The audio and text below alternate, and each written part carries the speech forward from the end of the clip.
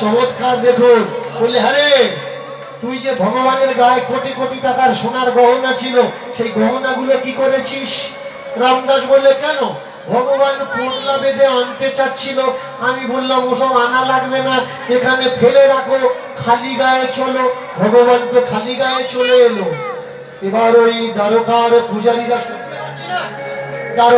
পূজারীরা দোষারোপ করলো, গহনা চুরি করেছিস,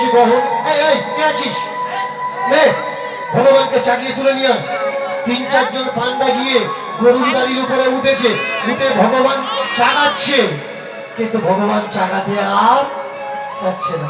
দেখেছেন ভগবান কেমন মৃদু মৃদু হেসে ভগবান রামদাসকে বলছে, হে রামদাস, হে রামদাস, তুই পান্ডাদের বল যে আমার ওজনে সোনা তুই দিয়ে দিবি, ওরা যেন আমাকে ছেড়ে দেয়।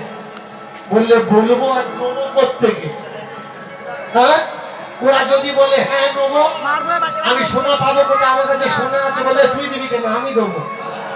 তুই তো শুধু একবার বল সোনাটা তুই দিবি। বললে শোনো পান্ডাগণ, ওই ভগবানের মাপে যত সোনা লাগে তার থেকে বেশি সোনা দেবো। ভগবানকে তোমরা